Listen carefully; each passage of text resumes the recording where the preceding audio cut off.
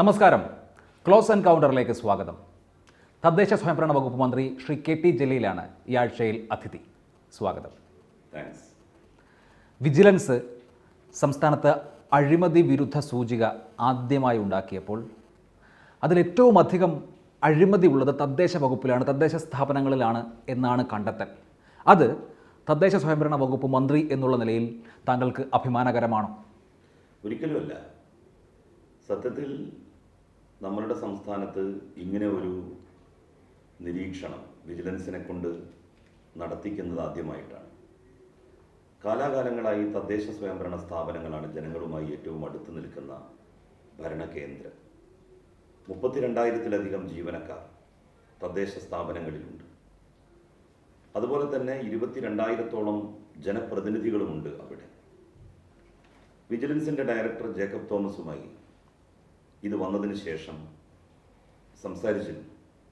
അദ്ദേഹത്തെ ഞാൻ എൻ്റെ ഓഫീസിലേക്ക് വിളിച്ചു വരുത്തി എന്താണ് ഇത് തടയാനുള്ള മാർഗങ്ങൾ എന്നതിനെ സംബന്ധിച്ച് അന്വേഷിച്ചിരുന്നു. യഥാർത്ഥത്തിൽ ഈ റിപ്പോർട്ട് വന്നതിന് ശേഷം ഇന്നലെ രാത്രി ശരിക്കും എനിക്ക് ഉറങ്ങാൻ വേണ്ടി പറ്റിയിട്ടില്ല. എല്ലാ പത്രങ്ങളുടെയും മെയിൻ പേജായിരുന്നു. എങ്ങോട്ട് തിരിഞ്ഞു കിടക്കുമ്പോഴും എൻ്റെ ദൃഷ്ടി പതച്ചു. ജീവിതത്തിൽ ഇന്ന് വരെ ഞാനൊരു അഴിമതി നടത്തിയിട്ടില്ല. ഒരു 10 പൈസ ഒരാളിൽ നിന്ന് പറ്റിയിട്ടില്ല. അങ്ങനെയുള്ള നമ്മൾ നേതൃത്വം നൽകുന്ന ഒരു വകുപ്പിൽ വലിയ അഴിമതി എന്ന് പറയുന്നത് വല്ലാത്ത അസ്വസ്ഥതയാണ് ഉണ്ടാക്കിയത്. ബജറ്റ് വിഹിതത്തിൻ്റെ 25% വരുന്നു തദ്ദേശ സ്ഥാപനങ്ങളിൽ. 32,000-ഓളം ജീവനക്കാർ, താങ്കൾ സൂചിപ്പിച്ചതുപോലെ ജനപ്രതിനിധികളും. ഇങ്ങനെയുള്ള ഒരു വലിയ സിസ്റ്റമാണ്. ശുദ്ധീകരിക്കപ്പെടേണ്ടതുണ്ട് എന്നുള്ളത് വളരെ വളരെ വ്യക്തമാണല്ലോ. എങ്ങനെ സാധിക്കും? തീർച്ചയായും ശുദ്ധീകരിക്കപ്പെടേണ്ടതുണ്ട്. ഈ EGM തൊഴുത്തിനെ ശുദ്ധീകരിച്ചേ പറ്റൂ. അതിനുള്ള നടപടികൾ ആരംഭിച്ചു കഴിഞ്ഞു. അതിപ്പോൾ ഈ റിപ്പോർട്ട് വന്നതിൻ്റെ പശ്ചാത്തലത്തിലല്ല. ഞങ്ങൾക്കറിയാമായിരുന്നു തദ്ദേശ സ്ഥാപനങ്ങളുമായി ബന്ധപ്പെട്ട് ഒരുപാട് പ്രശ്നങ്ങൾ നിലനിൽക്കുന്നുണ്ട് എന്ന്. ബജറ്റ് വിഹിതത്തിൻ്റെ 25% ചെലവഴിക്കപ്പെടുന്നത് തദ്ദേശ സ്ഥാപനങ്ങളിലാണ്. മന്ത്രി എന്നുള്ള നിലയിൽ അതിൽ 10 രൂപയുടെ ഭരണാനുമതി നൽകാനുള്ള അവകാശം പോലും മന്ത്രി എന്ന നിലയിൽ എനിക്കില്ല. എല്ലാം തദ്ദേശ സ്ഥാപനങ്ങൾക്ക് നൽകുകയാണ്. അവരാണ് അതെങ്ങനെ വിനിയോഗിക്കണം എന്ന് തീരുമാനിക്കുന്നത്. ഉദ്യോഗസ്ഥന്മാരുടെ മനോഭാവത്തിൽ മാറ്റം വരേണ്ടതുണ്ട്. ജീവനക്കാരുടെ കാര്യത്തിൽ തദ്ദേശ സ്വയംഭരണ സ്ഥാപനങ്ങളുടെ ഭരണസമിതികൾ കൈക്കൊള്ളുന്ന നിലപാടുകളിൽ മാറ്റം വരേണ്ടതുണ്ട്. ഇവിടെയുള്ള ഒരു ഏറ്റവും പ്രധാനപ്പെട്ട വസ്തുത എന്താണെന്ന് വെച്ചാൽ, ജനങ്ങൾ ഏറ്റവും അധികം നേരിട്ട് ബന്ധപ്പെടുന്ന ഒരു സർക്കാർ സേവനം എന്ന് പറയുന്നത് ഇതാണ്. ഒരാൾക്കൊരു ആവശ്യമുണ്ടെങ്കിൽ പഞ്ചായത്തിലേക്ക് പോവുക, അല്ലെങ്കിൽ മുനിസിപ്പാലിറ്റിയിലേക്ക് പോവുക, നഗരസഭയിലേക്ക് പോവുക. ഇതാണ് ഒരു സാധാരണ മനുഷ്യൻ, നമ്മുടെ നാട്ടിലെ ഒരു പൗരൻ ചെയ്യുക. അവന് അവിടെ കാര്യം നടത്താൻ പണം ചെലവഴിക്കേണ്ടി വരുന്നുണ്ട് എങ്കിൽ അത് ഗൗരവതരമായ വിഷയമാണല്ലോ. അതിൽ ഉദ്യോഗസ്ഥർക്കും ജനപ്രതിനിധികൾക്ക് തന്നെയും പങ്കുണ്ടാകും. അങ്ങനെ ഒരു സംസ്കാരമായി അതിനെ വളർത്തിക്കൊണ്ട് വന്നിട്ടുണ്ടെങ്കിൽ, ഇക്കാലം അത്രയും അങ്ങനെ ഒരു സംവിധാനം ഉണ്ടെങ്കിൽ അതിനെ എവിടെ നിന്നാണ് പിടിക്കുക? അത് പൊളിച്ചെഴുതേണ്ടതുണ്ട്. അതിനുവേണ്ടി തന്നെയാണ് തദ്ദേശ സ്വയംഭരണ വകുപ്പ് ഫോർ ദി പീപ്പിൾ എന്നൊരു വെബ് പോർട്ടൽ ആരംഭിച്ചു. അതിൻ്റെ ലക്ഷ്യം തദ്ദേശ സ്ഥാപനങ്ങളിലെ ജീവനക്കാരെ കുറിച്ചിട്ടുള്ള ആക്ഷേപങ്ങൾ, അഴിമതി ആരോപണങ്ങൾ ഇതൊക്കെ അപ്ലോഡ് ചെയ്യാൻ സൗകര്യപ്രദമാകും വിധമാണ് അതൊരുക്കിയിരിക്കുന്നത്. ഫോർ ദ പീപ്പിൾ, അതായത് ജനങ്ങൾക്ക് ഒരു അഴിമതി ബോധ്യപ്പെട്ടാൽ അത് അറിയിക്കാനുള്ള ഒരു സംവിധാനം ഇവിടെ ഉണ്ട്. പക്ഷേ എത്രമാത്രം വിജയകരമാണിത്? ഒരാളെ സംബന്ധിച്ച്, ഒരു പൗരനെ സംബന്ധിച്ച് അയാൾക്ക് കാര്യം നടത്തണമെങ്കിൽ, അയാൾക്കൊരു സർട്ടിഫിക്കറ്റ് കിട്ടണമെങ്കിൽ 100 രൂപ അല്ലെങ്കിൽ 200 രൂപ കൊടുക്കണമെങ്കിൽ അയാൾ ഇതിൻ്റെ ഫോട്ടോ എടുത്ത് അപ്ലോഡ് ചെയ്യാൻ നിൽക്കുമോ അതോ പൈസ കൊടുക്കുമോ എന്നുള്ളതല്ലേ ആദ്യത്തെ പ്രശ്നം. ഇത് ഏതെങ്കിലും തരത്തിൽ ഫലപ്രാപ്തി എത്തിയ ഒന്നാണോ? ഈ റീസെന്റ് ആയിട്ടാണ് ഞങ്ങൾ ആരംഭിച്ചത്. നേരത്തെ ഉള്ള ഒരു അല്ല, സംവിധാനം ഈ സർക്കാരിൻ്റെ ഇനീഷ്യേറ്റീവാണ്. ഈ ഗവൺമെന്റ് വന്നതിന് ശേഷം ഞങ്ങൾ താല്പര്യമെടുത്തുകൊണ്ട് ആരംഭിച്ചിട്ടുള്ളതാണ്. അതിന് നല്ല റിസൾട്ട് ഉണ്ടാകുമെന്ന് തന്നെയാണ് ഞങ്ങൾ പ്രതീക്ഷിക്കുന്നത്. LDF വന്നാൽ എല്ലാം ശരിയാകും എന്ന് കരുതിയാണ് കഴിഞ്ഞ ഏപ്രിൽ മാസത്തിൽ ജനങ്ങൾ നിങ്ങൾക്ക് വോട്ട് ചെയ്ത് അധികാരത്തിൽ ഏറ്റിയത്. അങ്ങനെ LDF വന്നതുകൊണ്ട് ശരിയായ കുറച്ച് കാര്യങ്ങളെങ്കിലും ഉണ്ടോ? ജനങ്ങളിപ്പോൾ പത്രത്തിൽ വായിക്കുമ്പോൾ ആദ്യം കാണുന്നത് ഇതാ അഴിമതിയുടെ ഇൻഡെക്സിൽ ഇന്ന വകുപ്പുകൾ ഈ സ്ഥലത്ത് നിൽക്കുന്നു എന്നുള്ളതാണ്. എന്ത് മാറ്റമുണ്ടായി കഴിഞ്ഞ 10 മാസത്തിൽ? ഈ അഴിമതി 9 മാസത്തിനിടയിൽ ഉണ്ടായിട്ടുള്ളതല്ല. ഇങ്ങനെ ഒരു നിരീക്ഷണം അല്ലെങ്കിൽ ഒരു കണക്കെടുപ്പ് നടത്താൻ ഈ ഗവൺമെൻറ് തയ്യാറായി എന്നുള്ളതിൽ ഈ ഗവൺമെൻറ്റിനെ അഭിനന്ദിക്കുകയാണ് വേണ്ടത്. കണ്ടെത്തിയല്ലോ, ഇനി ഇത് പരിഹരിക്കാനുള്ള ശക്തമായിട്ടുള്ള ഇടപെടലുകളും നടപടികളും ഉണ്ടാകും. ഈ വിജിലൻസിൻ്റെ ഈ കണ്ടെത്തലിനെയും ഈ റിപ്പോർട്ടിനെയും പോസിറ്റീവായാണോ കാണുന്നത്? തീർച്ചയായും ജേക്കബ് തോമസുമായി ഞാൻ സംസാരിച്ചിരുന്നു. അദ്ദേഹത്തെ ഓഫീസിലേക്ക് വിളിച്ചു വരുത്തി എന്തൊക്കെയാണ് ഇതിൻ്റെ നിജസ്ഥിതി എന്നുള്ളതിനെ സംബന്ധിച്ച് അന്വേഷിച്ചിരുന്നു. അദ്ദേഹം കാര്യങ്ങൾ പറഞ്ഞു.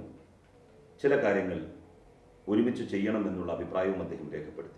ഇപ്പോൾ ഈ റിപ്പോർട്ട് വന്നതുകൊണ്ടുള്ള ഒരു രാഷ്ട്രീയമായ ബുദ്ധിമുട്ട് ഞാൻ പറയാം. ഈ സർക്കാർ അധികാരമേറ്റതിന് ശേഷമുള്ള ആദ്യത്തെ ഉപതെരഞ്ഞെടുപ്പ് വരികയാണ്. ആ ഉപതെരഞ്ഞെടുപ്പ് നടക്കുന്നത് തദ്ദേശ മന്ത്രിയുടെ സ്വന്തം ജില്ലയിലാണ്. അങ്ങനെ ഒരു ഉപതെരഞ്ഞെടുപ്പ് നടക്കുമ്പോൾ അഴിമതി സംബന്ധിച്ച ഒരു ഇൻഡെക്സ് വരുന്നു. അതിൽ തദ്ദേശ വകുപ്പിനാണ് ഏറ്റവും കൂടുതൽ പഴി കേൾക്കേണ്ടത് എന്ന അവസ്ഥ ബുദ്ധിമുട്ടുണ്ടാക്കുന്നില്ലേ? ഒരിക്കലും ബുദ്ധിമുട്ടുണ്ടാക്കുന്നില്ല. കാരണം ആളുകൾക്കറിയാം, എന്നെക്കുറിച്ച് ആളുകൾക്കറിയാം, ഈ ഗവൺമെൻറ്റിനെ കുറിച്ചും ആളുകൾക്കറിയാം. ഞാനൊരു അഴിമതിക്കാരനാണ് എന്നാണ് ജനങ്ങൾക്ക് തോന്നുന്നതെങ്കിൽ, അനുഭവത്തിൻ്റെ അടിസ്ഥാനത്തിലാണ് അവരങ്ങനെ വിശ്വസിക്കുന്നതെങ്കിൽ പിന്നെ എനിക്കൊന്നും പറയാനില്ല. അല്ല, ആളുകൾ അത്ര ആഴത്തിൽ ചിന്തിക്കുമോ? അവരുടെ മുൻപിലുള്ളത് ഒരു ഹെഡ്ലൈനാണ്, അഴിമതിയിൽ തദ്ദേശ സ്വയംഭരണ വകുപ്പ് ഒന്നാം സ്ഥാനത്ത് എന്നുള്ള ഹെഡ്ലൈനാണ് അവരുടെ മുൻപിലുള്ളത്. തദ്ദേശ സ്വയംഭരണ വകുപ്പല്ല, തദ്ദേശ സ്വയംഭരണ സ്ഥാപനങ്ങളാണ്. വകുപ്പല്ല, തദ്ദേശ സ്വയംഭരണ സ്ഥാപനങ്ങൾ. ഇതിൽ മന്ത്രിയുടെ ഓഫീസ് അല്ലെങ്കിൽ മന്ത്രി അഴിമതി നടത്തി എന്ന പരാമർശമുണ്ടോ? ഇല്ലല്ലോ. ചുമതലയേറ്റ സമയത്ത് എന്നെ ഒരു കഴിവുകെട്ടവൻ എന്നുള്ള രീതിയിൽ ഒരു വിലയിരുത്തൽ ഉണ്ടായാലും പ്രശ്നമില്ല, പക്ഷേ അഴിമതിക്കാരൻ എന്ന ഒരു വിലയിരുത്തൽ ഉണ്ടായാൽ നിങ്ങൾ എന്നെ ശിക്ഷിച്ചുകൊള്ളൂ എന്ന് പ്രഖ്യാപിച്ചുകൊണ്ടാണ് താങ്കൾ ചുമതലയേറ്റത്. ഇപ്പോൾ രാഷ്ട്രീയ എതിരാളികൾക്ക് പോസ്റ്റർ ഒട്ടിക്കാൻ അല്ലെങ്കിൽ സോഷ്യൽ മീഡിയയിൽ പ്രചരിപ്പിക്കാൻ ഇതാ തദ്ദേശ വകുപ്പിലെ അഴിമതി എന്ന് പറയാൻ ഒരു അവസരമുണ്ടായല്ലോ. അത് വ്യക്തിപരമായി പ്രയാസപ്പെടുത്തുന്നില്ലേ?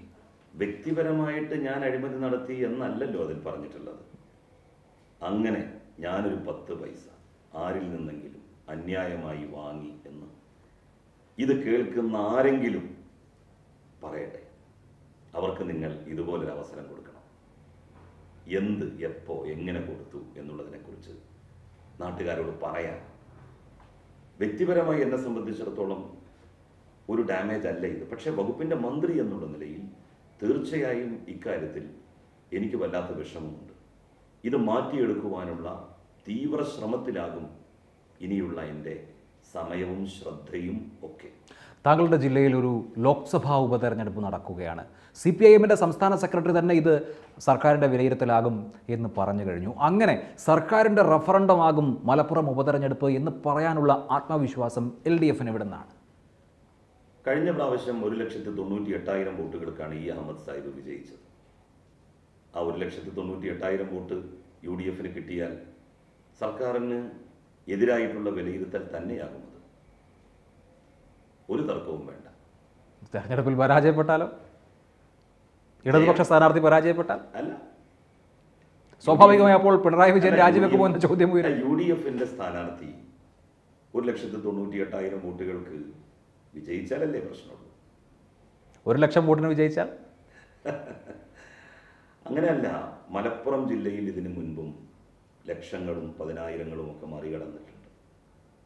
2004 തെരഞ്ഞെടുപ്പിലാണ് TK ഹംസ മഞ്ചേരി ലോക്സഭാ മണ്ഡലത്തിൽ നിന്ന് എല്ലാ പ്രവചനങ്ങളെയും കാറ്റിൽ പറത്തി വിജയിക്കുന്നത്.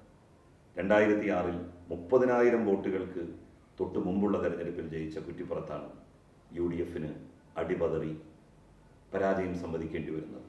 സമ്മതിച്ചു. അന്ന് അതിനുള്ള രാഷ്ട്രീയ സാഹചര്യം ഉണ്ടായിരുന്നു, ഈ സൂചിപ്പിച്ച ഉദാഹരണങ്ങളിലൊക്കെ. പക്ഷേ ഇപ്പോൾ വളരെ ആത്മവിശ്വാസത്തോടു കൂടി ഞങ്ങളുടെ സർക്കാരിൻ്റെ വിലയിരുത്തലാകും എന്ന് പറയാനുള്ള രാഷ്ട്രീയ സാഹചര്യമുണ്ടോ? അങ്ങനെ പറയുന്നത് അബദ്ധമല്ലേ? ഒരിക്കലുമല്ല. കാരണം കേരളത്തിലെ ഇടതുപക്ഷ ജനാധിപത്യ മുന്നണി സർക്കാർ അധികാരത്തിൽ വന്നതിന് ശേഷം ജനങ്ങൾക്ക് പ്രയോജനപ്പെടുന്ന നിരവധി കാര്യങ്ങൾ ചെയ്തിട്ടുണ്ട്. അതിൽ ഈ സർക്കാരിൻ്റെ വിശ്വാസമുണ്ട്. ജനങ്ങളത് വിലയിരുത്തട്ടെ. മാത്രമല്ല, ദേശീയ രാഷ്ട്രീയവും ഇവിടെ ചർച്ച ചെയ്യപ്പെടുകയാണ്. RSSനെയും BJPയെയും പ്രതിരോധിക്കാൻ ആർക്കാണ് കഴിയുക? ഇവിടെ നമ്മൾ മലപ്പുറം ഉപതെരഞ്ഞെടുപ്പിൻ്റെ കോണ്ടെക്സ്റ്റിൽ ദേശീയ രാഷ്ട്രീയം കൂടി വിലയിരുത്താം. താങ്കൾ ഇ അഹമ്മദ് മരിച്ച സന്ദർഭത്തിൽ എഴുതിയ ഫേസ്ബുക്ക് കുറിപ്പിൽ പറഞ്ഞ ഒരു വരി, രാജ്യത്തെ ന്യൂനപക്ഷ രാഷ്ട്രീയത്തിൻ്റെ നേതൃത്വമാണ് ഇല്ലാതായിരിക്കുന്നത് എന്നാണ്.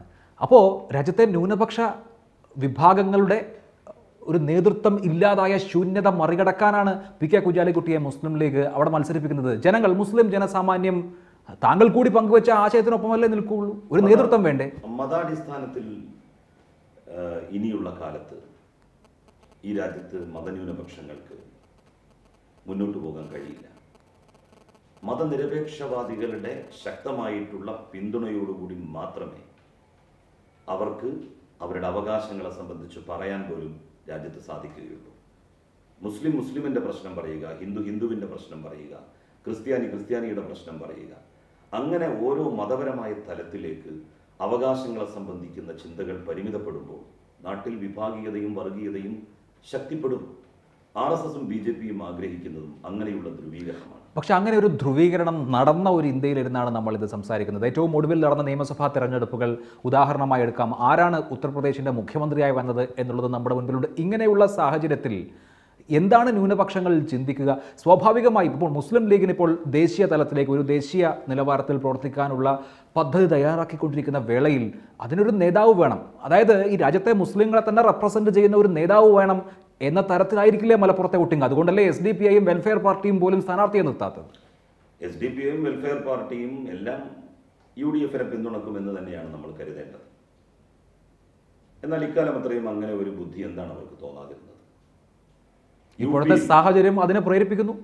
UPയിൽ അവർക്ക് ഇത് തോന്നിയിരുന്നെങ്കിൽ UPയിൽ ഇപ്പോൾ സംഭവിച്ചത് സംഭവിക്കുമായിരുന്നു. ചില നിയോജക മണ്ഡലങ്ങളിലെങ്കിലും. കഴിഞ്ഞ തദ്ദേശ തെരഞ്ഞെടുപ്പിലും നിയമസഭാ തെരഞ്ഞെടുപ്പിലും ദേശീയ രാഷ്ട്രീയം, ബീഫ്, അസഹിഷ്ണുത ഇതൊക്കെ ചർച്ചയായിരുന്നു. ഇടതുപക്ഷത്തിന് കിട്ടിയ വോട്ട് ഷെയറിൽ ആ വിവാദ കാലത്തെ രാഷ്ട്രീയ നിലപാടുകളുടെ ഡിവിഡൻഡ് കൂടി ഉണ്ടാകുകയും ചെയ്തിരുന്നു. പക്ഷേ ഇപ്പോൾ ഒരു തെരഞ്ഞെടുപ്പ് നടക്കുമ്പോൾ അതല്ലല്ലോ അവസ്ഥ. നോക്കൂ, മതം മാറിയതിന്, മുസ്ലിം ആയതിന് ഒരു ചെറുപ്പക്കാരൻ ക്രൂരമായി കൊല്ലപ്പെട്ടത് ഉത്തർപ്രദേശിലോ മധ്യപ്രദേശിലോ അല്ല, കേരളത്തിലാണ്. പിണറായി വിജയൻ സർക്കാർ അധികാരത്തിലിരിക്കുമ്പോഴാണ്, താങ്കൾ മന്ത്രിയായിരിക്കുമ്പോഴാണ്. പിന്നെ ന്യൂനപക്ഷങ്ങൾ എന്തിന് ഇടതുപക്ഷത്തിന്റെ സ്ഥാനാർത്ഥിക്ക് വോട്ട് ചെയ്യണം? അത്തരം ഒരു സംഭവം നടന്ന് എത്ര പെട്ടെന്നാണ് എല്ലാ പ്രതികളെയും പിടികൂടിയത്? കാസർഗോഡ് ഒരു മദ്രസാധ്യാപകനെ കൊന്നു. എത്ര പെട്ടെന്നാണ് സർക്കാർ അതിനു വേണ്ടി ഒരു അന്വേഷണ സംവിധാനത്തെ ഉണ്ടാക്കിയത്, പ്രതികളെ പിടികൂടിയത്? അല്ല, അത്ര പെട്ടെന്ന് പ്രതികളെ പിടികൂടിയിരുന്നുവെങ്കിൽ ജനങ്ങൾക്ക് തെരുവിലിറങ്ങേണ്ട സാഹചര്യം ഉണ്ടാകുമായിരുന്നില്ലല്ലോ. എന്തിനാണ് ഈ ഫസൽ വധക്കേസിലെ പ്രതികളെ അറസ്റ്റ് ചെയ്യണമെന്ന് ആവശ്യപ്പെട്ട് ജനങ്ങൾ തെരുവിലിറങ്ങിയത്? ജനങ്ങളല്ല, അതൊക്കെ മുസ്ലിം ലീഗ് അവിടെ അതൊരു ക്യാഷ് ചെയ്യാൻ പറ്റുമോ എന്ന് നോക്കിയതാണ്. എളുപ്പത്തിൽ പ്രതികളെ പിടിച്ചിരുന്നുവെങ്കിൽ മുസ്ലിം ലീഗിന് അങ്ങനെ നിരത്തിലിറങ്ങേണ്ടി വരില്ലായിരുന്നു. ഒരിക്കലുമല്ല. എല്ലാ പ്രതികളെയും, 2 പ്രതികളെ മാത്രമായിരുന്നു പിടിക്കാനുണ്ടായിരുന്നത്. അവരെയും പിടികൂടി. എല്ലാവരെയും ഒരുമിച്ച് ഒരേ സമയത്ത് പിടികൂടാൻ കഴിഞ്ഞുകൊള്ളണമെന്നുണ്ടോ? മാറാട് കലാപം നടന്നത് ഇടതുപക്ഷം ഭരിക്കുന്ന കാലത്താണ്. കേരളത്തിൽ UDF ഭരിക്കുന്ന സമയത്തല്ലേ?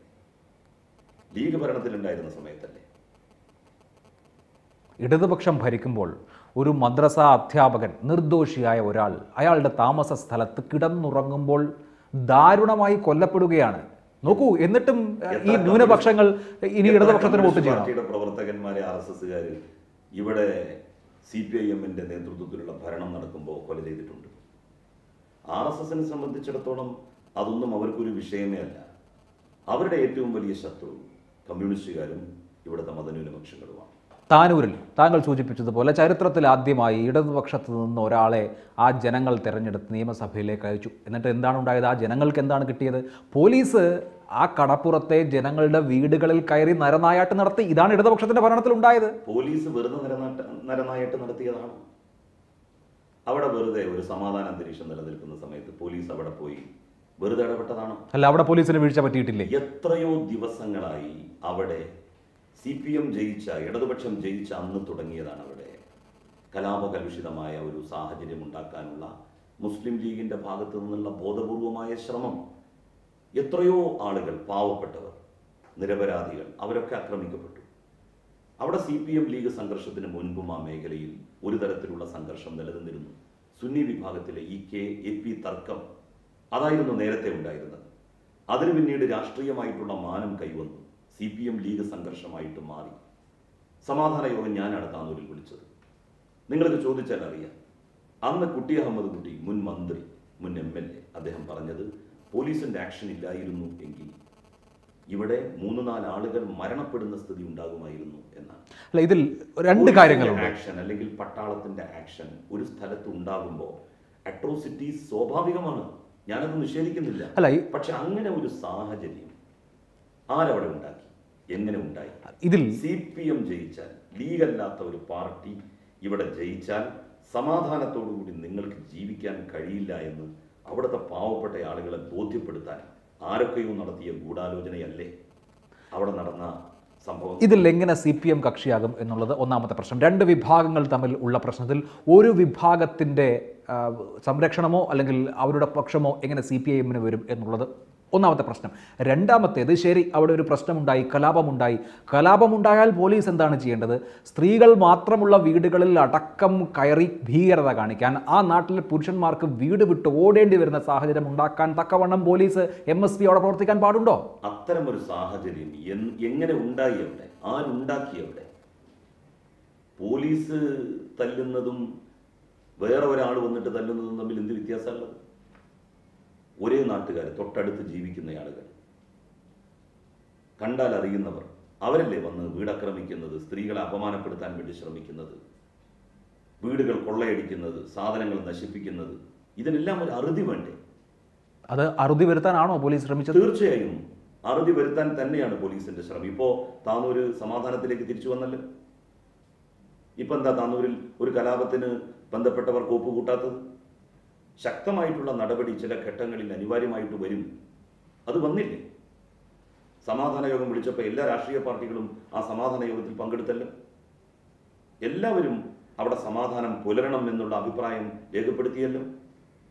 ഒരു തരത്തിലുള്ള വിയോജിപ്പും ആ സമാധാന യോഗത്തിൽ ഉണ്ടായില്ല എന്നുള്ളത് അങ്ങയുടെ ശ്രദ്ധയിൽപ്പെട്ടിട്ടുണ്ട്. ശരി, ഇതായിരിക്കും ഈ ലോക്സഭാ തെരഞ്ഞെടുപ്പിൽ ഒരു ഘടകമാകാൻ പോകുന്നത്. മദ്രസാധ്യാപകൻ്റെ കൊലപാതകം വരും, കൊടിഞ്ഞി ഫൈസലിൻ്റെ കൊലപാതകം വരും, ദേശീയ രാഷ്ട്രീയ വിഷയങ്ങളും വരും. ഇങ്ങനെയുള്ള സാഹചര്യത്തിൽ എങ്ങനെ PK കുഞ്ഞാലിക്കുട്ടിയുടെ ഭൂരിപക്ഷം കുറയുമെന്ന് നിങ്ങൾ പ്രതീക്ഷിക്കും? ഇതിലൊക്കെ ചില രാഷ്ട്രീയമുണ്ട് എന്ന് മലപ്പുറത്തെ ജനങ്ങൾക്കറിയാം. മലപ്പുറത്തെ ആളുകൾ നിങ്ങൾ വിചാരിക്കുന്നത് പോലെ ഏതെങ്കിലും ഒരു പാർട്ടിക്ക് മാത്രം വോട്ട് ചെയ്യുന്നവരൊന്നുമല്ല. അവർ കാര്യങ്ങളെ ശരിയാം വിധം വിലയിരുത്തി വോട്ട് ചെയ്യുന്നവരാണ്. ഇവിടെ ലീഗ് സ്പെസിഫിക്കായി ചൂണ്ടിക്കാണിക്കുന്ന ഒരു കാര്യം എടുക്കൂ. ഒരു മുസ്ലിം മതപ്രഭാഷകൻ വർഗീയ വിഭജനം ഉണ്ടാക്കുന്ന തരത്തിലുള്ള ഒരു പ്രസംഗം നടത്തി, അദ്ദേഹത്തിനെതിരെ കേസെടുത്തു. ശരി, നല്ല കാര്യം. ഹിന്ദു മതത്തിൽപ്പെട്ട ഒരു വ്യക്തിയും അതേ വിധത്തിലുള്ള പ്രസംഗം നടത്തി, അവർക്കെതിരെയും കേസെടുത്തു. ശരി, പക്ഷേ ഇതിൽ മുസ്ലിം മതപ്രഭാഷകനെതിരെ മാത്രം എന്തിനാണ് UAPA ചുമത്തുന്നത്? UAPA അങ്ങനെ ചുമത്തിയിട്ടുണ്ടെങ്കിൽ, പോലീസ് ചുമത്തിയിട്ടുണ്ടെങ്കിൽ അതിനെ സംബന്ധിച്ച് പുനഃപരിശോധിക്കാൻ സർക്കാർ ഉത്തരവിട്ടിട്ടുണ്ടല്ലോ. ആഭ്യന്തരമന്ത്രി പറഞ്ഞിട്ടുണ്ടല്ലോ. UAPA ചുമത്തിയിട്ടുള്ള എല്ലാ കേസുകളെ സംബന്ധിച്ചും വിശദമായിട്ടുള്ള റിപ്പോർട്ട് സമർപ്പിക്കാൻ വേണ്ടിയിട്ട് പോലീസിന് വ്യക്തമായിട്ടുള്ള നിർദ്ദേശം നൽകിയിട്ടുണ്ടല്ലോ. അത് വരട്ടെ. ഈ സർക്കാരിൻ്റെ കാലത്ത് എത്ര UAPA കേസുകൾ എടുത്തു? ഈ ഗവൺമെന്റിനെ സംബന്ധിച്ച് UAPA ഈ സർക്കാരിന്റെ കാലത്തല്ല ആദ്യമായിട്ട് എടുത്തത്. മുൻ സർക്കാരിന്റെ കാലത്ത് എടുത്തിട്ടുണ്ട്. CPIM-നെതിരായിട്ട് UAPA ഉപയോഗിച്ചപ്പോൾ എല്ലാവരും കൈകൊട്ടി ചിരിച്ചു. എല്ലാവർക്കും അത് അന്ന് ലീഗ് അതിനെ എതിർത്തിരുന്നു. എല്ലാവർക്കും അത് നല്ല നിയമമായിരുന്നു. ലീഗിലെ ഒരു വിഭാഗം ആളുകൾ എതിർത്തു, ഒരു വിഭാഗം നേതാക്കൾ എതിർത്തു. പക്ഷെ മറ്റൊരു വിഭാഗം അതിനെ ശക്തമായിട്ട് ന്യായീകരിക്കുകയും ചെയ്തിട്ടുണ്ട്. UAPA ചുമത്തിയാൽ അല്ലെങ്കിൽ അത് കേരളത്തിൽ ആർക്കെങ്കിലും എതിരെ പ്രയോഗിച്ചാൽ നാളെ അത് തങ്ങൾക്കെതിരെയാണ് പ്രയോഗിക്കാൻ പോകുന്നത് എന്ന് മനസ്സിലാക്കാനുള്ള സാമാന്യ ബുദ്ധി പോലും ഉണ്ടായില്ല പലർക്കും. അതുകൊണ്ടാണ് അവരതിനെ സപ്പോർട്ട് ചെയ്തത്. കേരളത്തിൽ UAPA ചുമത്തി നിരപരാധിയായ ഒരു മുസ്ലിം ചെറുപ്പക്കാരനും പ്രയാസപ്പെടേണ്ടി വരില്ല. മുത്തലാഖ് മനുഷ്യത്വ വിരുദ്ധമാണ് എന്ന നിലപാട് താങ്കൾ എടുത്തിട്ടുണ്ട്. ഈ തെരഞ്ഞെടുപ്പ് കാലത്ത് അത് ആവർത്തിക്കാനുള്ള ധൈര്യമുണ്ടോ? യാഥാസ്ഥിതികത്വത്തെ പിണക്കാൻ CPIM ഈ ഒരു തെരഞ്ഞെടുപ്പ് കാലത്ത് തയ്യാറാകുമോ? മുത്തലാഖിൻ്റെ വിഷയത്തിൽ CPIM അഭിപ്രായം പറയേണ്ട. മുസ്ലിങ്ങൾക്കിടയിലെ ആളുകൾ തന്നെ, പണ്ഡിതന്മാർ തന്നെ അക്കാര്യത്തിൽ നല്ല അഭിപ്രായങ്ങൾ രേഖപ്പെടുത്തിയിട്ടുണ്ട്.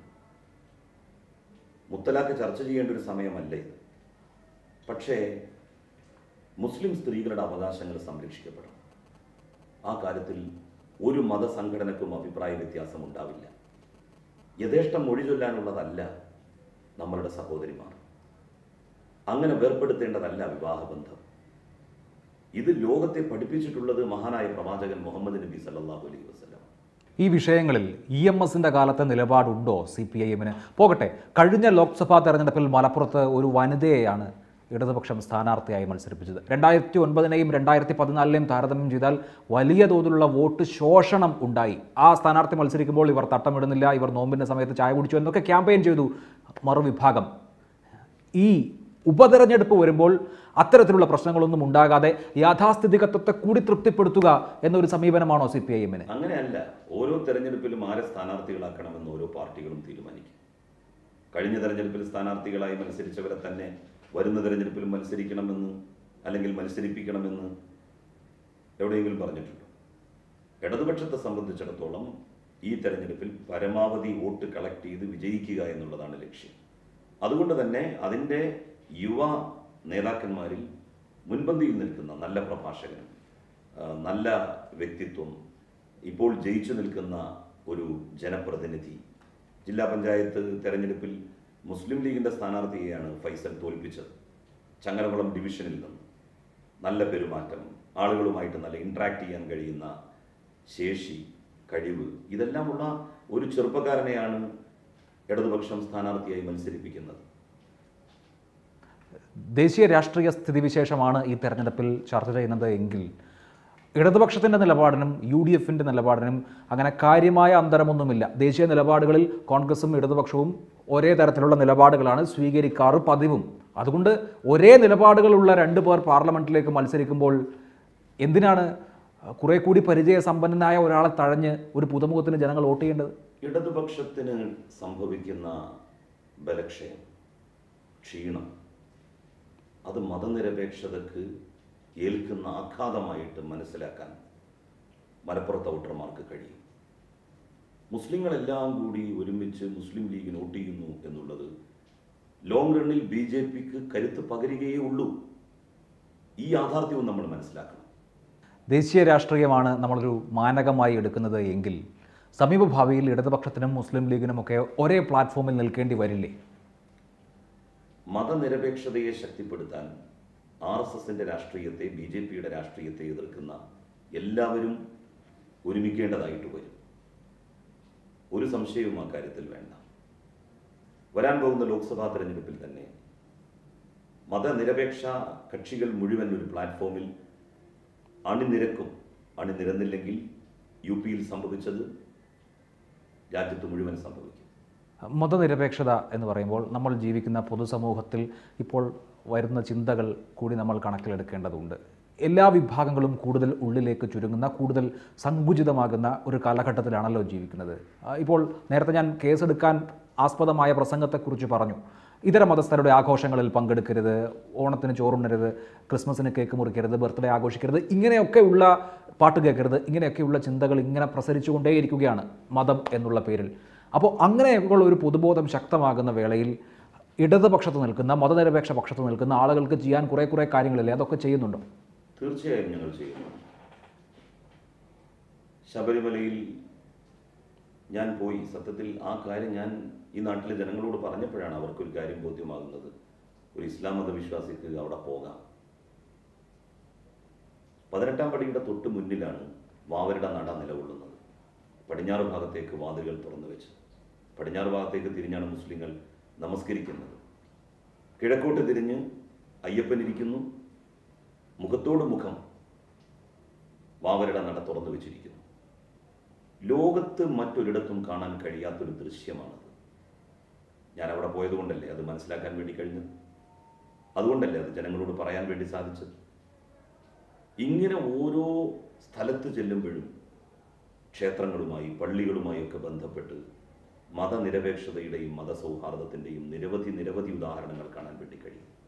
അത് പ്രചരിപ്പിക്കുക എന്നുള്ളത് തന്നെയാണ് ഞങ്ങളെപ്പോലുള്ള ആളുകൾ ഇപ്പോൾ ചെയ്തുകൊണ്ടിരിക്കുന്നത്. താങ്കൾ ശബരിമലയിലെ പ്രസാദം വാങ്ങുന്നു, ഗുരുവായൂരിലെ പ്രസാദ ഊട്ടിൽ പങ്കെടുക്കുന്നു. ഇതൊക്കെ ഒരു സന്ദേശം നൽകുക എന്ന ലക്ഷ്യത്തിൽ കൂടിയാണ്. തീർച്ചയായും ഇതിലൊന്നും ഒരാൾക്കും ഒരു വിലക്കുമില്ല എന്ന് നമ്മൾ ബോധ്യപ്പെടുത്തേണ്ടതുണ്ട്. എനിക്ക് നല്ല ഇസ്ലാം മതവിശ്വാസിയായിക്കൊണ്ട് തന്നെ ഇതിനൊക്കെ കഴിയണം. ഒരു ഹിന്ദു മതവിശ്വാസിക്കും അതുപോലെ തന്നെ നോമ്പുതുറ സൽക്കാരത്തിൽ പങ്കെടുക്കാൻ സാധിക്കണം. പെരുന്നാളിൻ്റെ ദിവസങ്ങളിൽ ക്ഷണിച്ചാൽ അവൻ്റെ സുഹൃത്തുക്കളുടെ വീട്ടിൽ പോയി ഭക്ഷണം കഴിക്കാൻ അവർക്ക് സാധിക്കണം. അതിലൊന്നും ഒരു ബാരിയറുമില്ല. ഉണ്ടെന്ന് പ്രചരിപ്പിക്കപ്പെടുന്നത് മതനിന്ദയും മതവിരുദ്ധവുമാണ്. ഇന്നത്തെ പത്രത്തിൽ വന്ന ഒരു വാർത്ത ഞാൻ താങ്കളുടെ ശ്രദ്ധയിൽപ്പെടുത്താം. താങ്കളുടെ ഭാര്യയ്ക്ക് സീനിയോറിറ്റി മറികടന്ന് സ്ഥാനക്കയറ്റം നൽകിയതിൻ്റെ പ്രതിഫലമായി വളാഞ്ചേരിയിലെ ഒരു സ്കൂളിന്, ആ മാനേജ്മെൻറ്റ് നടത്തുന്ന സ്കൂളിന് ഈ സർക്കാർ പുതിയ +2 അനുവദിക്കുകയും അതുവഴി 14 തസ്തിക അവർക്ക് സൃഷ്ടിക്കാനുള്ള അവസരമൊരുക്കുകയും ചെയ്തുവെന്ന് ശരിയാണോ? ഒരിക്കലുമല്ല. അവിടെ ഹയർ സെക്കൻഡറി സ്കൂൾ കിട്ടിയത് കഴിഞ്ഞ സർക്കാരിൻ്റെ കാലത്താണ്. ക്ലാസ് തുടങ്ങിയിരുന്നില്ല. ഈ പ്രാവശ്യമാണ് അവർ ക്ലാസ് തുടങ്ങിയത്. 2 വർഷം മുമ്പാണ് ഹയർ സെക്കൻഡറിക്ക് കഴിഞ്ഞ ഗവൺമെൻറ് പെർമിഷൻ കൊടുത്തത്. അതും ഒരു ഗേൾസ് ഹൈസ്കൂൾ ഹയർ സെക്കൻഡറി ആക്കി ഉയർത്തി. എൻ്റെ ഭാര്യയ്ക്ക് അങ്ങനെ ഒരു അനധികൃത നിയമനവും അവിടെ നൽകിയിട്ടില്ല. അവിടെ കോൺഗ്രസിൻ്റെയും മുസ്ലിം ലീഗിൻ്റെയും ആളുകളാണ് പ്രധാനമായും ആ കമ്മിറ്റിയിലെ അംഗങ്ങൾ. അവരൊരിക്കലും എൻ്റെ ഭാര്യയ്ക്ക് അങ്ങനെ ഒന്ന് വഴിവിട്ട് നൽകും എന്ന് എൻ്റെ നാട്ടിൽ പോയി അന്വേഷിച്ച് നോക്കിയാൽ നിങ്ങൾക്ക് മനസ്സിലാവും. ഈ മാനേജ്മെൻറ്റിന് ഈ സർക്കാരിൽ നിന്ന്, പിണറായി വിജയൻ്റെ ഇടതുപക്ഷ സർക്കാരിൽ നിന്ന് പുതിയ ബാച്ചുകൾ അനുവദിച്ചിട്ടില്ല? ഒരിക്കലുമില്ല.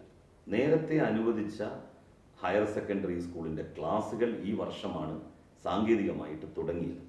കഴിഞ്ഞ വർഷം തന്നെ അവർ അണ്ടർടേക്കിംഗ് കൊടുത്തിരുന്നു, അടുത്ത വർഷമേ ഞങ്ങൾക്ക് തുടങ്ങാൻ കഴിയൂ, കാരണം ബിൽഡിംഗ് ഉണ്ടാക്കുന്നത് ഞങ്ങൾക്ക് സമയമെടുക്കും. അവരുടെ ബിൽഡിങ്ങിൻ്റെ പണിയൊക്കെ പൂർത്തിയായി ഈ അധ്യയന വർഷമാണ് അവർ ക്ലാസ് തുടങ്ങിയത്. അല്ലാതെ ഒരു ആനുകൂല്യവും ഈ സർക്കാരിൻ്റെ ഭാഗത്തു നിന്ന് അവർക്കുണ്ടായിട്ടില്ല. അങ്ങനെ ഒരു വ്യക്തി വിചാരിച്ചാൽ ഒരു ആനുകൂല്യം കൊടുക്കാൻ കഴിയുന്ന സെറ്റപ്പാണോ ഇടതുപക്ഷ ജനാധിപത്യ മുന്നണിയിൽ? അങ്ങനെ ഒരു മന്ത്രി വിചാരിച്ചാൽ ഒരു ഹയർ സെക്കൻഡറി സ്കൂൾ സ്വകാര്യ വ്യക്തിക്ക് കൊടുക്കാൻ കഴിയും? മാനേജ്മെൻറ്റിന് നൽകാൻ സാധിക്കും? അപ്പോൾ നിങ്ങൾ അവിടെ പോയിട്ട് ഇപ്പോൾ കിട്ടിയത്, ഞാൻ പറയുന്നത് കിട്ടിയത് യോഗ്യത ഉണ്ടോ ഇല്ലയോ എന്നുള്ളതൊക്കെ നിങ്ങൾ പോയിട്ട് അന്വേഷിക്കുക. അങ്ങനെ ഇല്ല എന്നുണ്ടെങ്കിൽ ആ സ്ഥാനത്ത് നിന്ന് മാറ്റുക. 100% ഞാൻ അങ്ങയെ സ്വാഗതം ചെയ്യും, അങ്ങനെ മാറ്റാൻ തങ്ങൾക്ക് കഴിഞ്ഞാൽ. വളരെ നന്ദി Shri K T Jaleel. Okay, thank you.